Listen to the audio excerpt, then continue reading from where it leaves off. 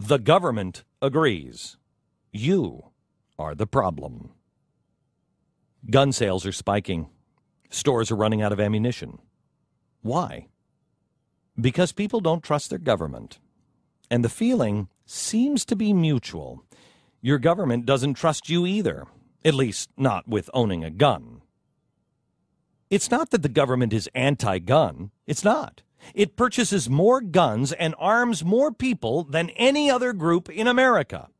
30 federal agencies and more than 85,000 government employees or contractors carry weapons.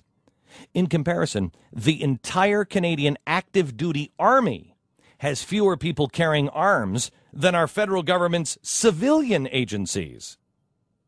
So the government isn't anti-gun, but by their constant introduction of new regulations and arduous requirements, they seem to be anti-you owning a gun. The way the flawed logic in Washington apparently works is that if you're protecting federal property or providing security to government employees, our government wants to make sure that you have access to a gun. But if you want that same gun to protect your family and home, our government treats you like a common criminal. I urge you to remember that the power of government is limited to the power that we have lent it. It cannot have any power that we as citizens do not have. If the government claims for itself the right to defend its property and people through the use of arms, then common sense tells us that we must also have that same right. Rights come from God to us, and we lend them to government. We must never allow them to convince us that our rights come from them. We are endowed with a right to life, liberty, and the pursuit of happiness. Again, common sense tells us that if we are so endowed, we must also have the means to protect those rights. Patrick Henry summed it up like this: Are we at last brought to such humiliating and debasing degradation that we cannot be trusted with arms for our defense?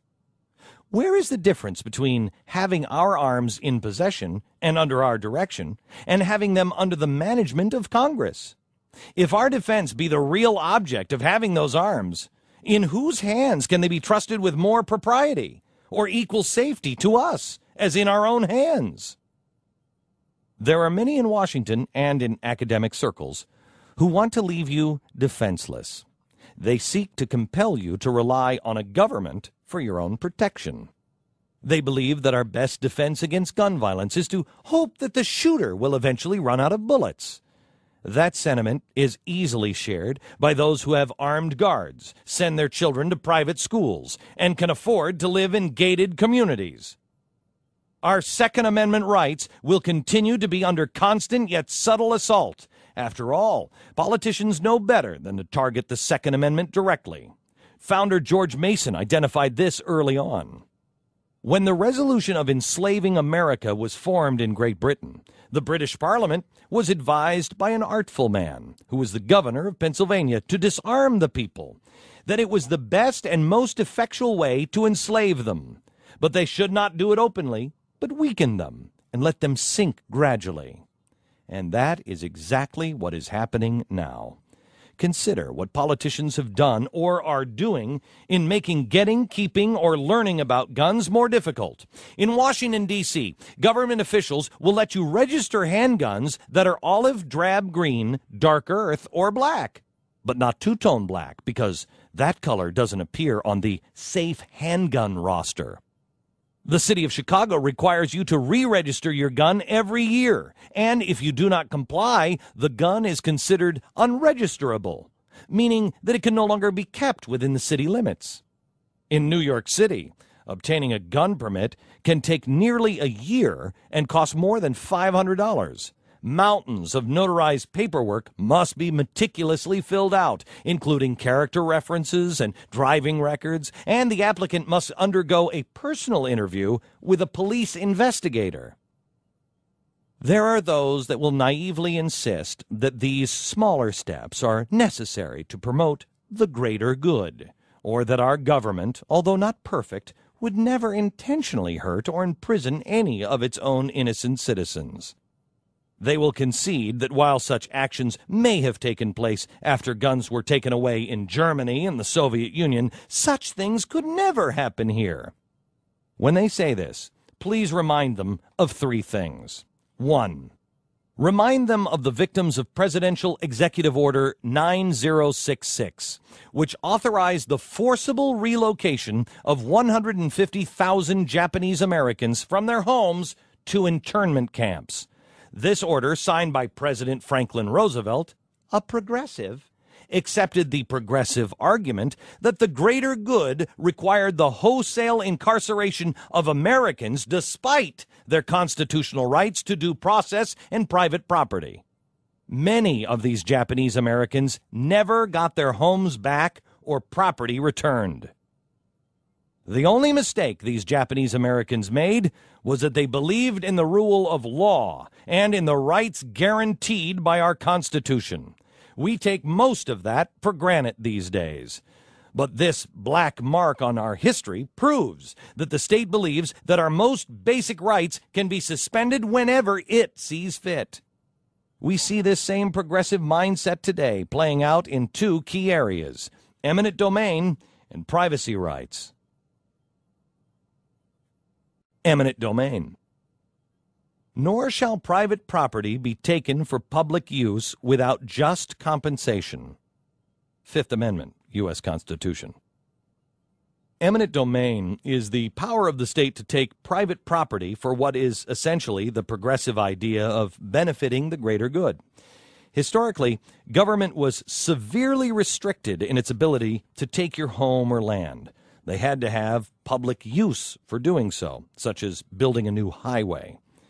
The word use is very important and was specifically included in the Constitution's Fifth Amendment by James Madison, who also included that compensation must be provided for any property taken.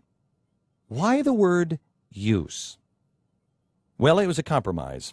Our Constitution was shaped greatly by the founders' experience with the tyrannical British government, which took private property virtually at will.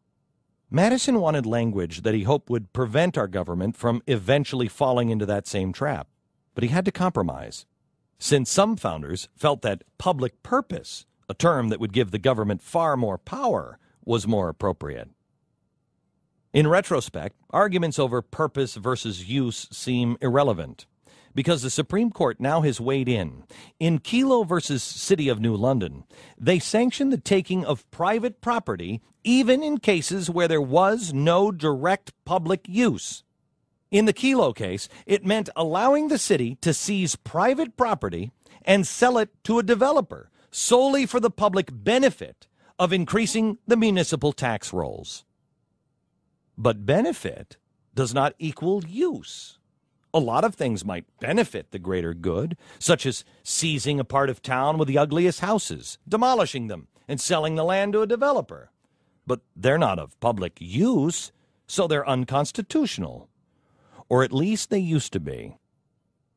Private property is essential to personal freedom and liberty because it enables an individual to gain independence from the state by accumulating land, money, and wealth. In the Declaration of Independence, the Founding Fathers wanted to assert that Americans were protected in their life, liberty, and property, but were instead persuaded to write life, liberty, and the pursuit of happiness. Why? Because they didn't want the southern slave states to be able to continue their practice by asserting that slaves were property and therefore a protected right. The importance that private property plays in preserving freedom can easily be seen in the words of those who had diametrically opposed beliefs in the role of government. John Adams, quote, "The moment the idea is admitted into society that property is not as sacred as the laws of God and that there is not a force of law and public justice to protect it, anarchy and tyranny commence." Karl Marx, "The theory of communist may be summed up in a single sentence: abolition of private property." End quote.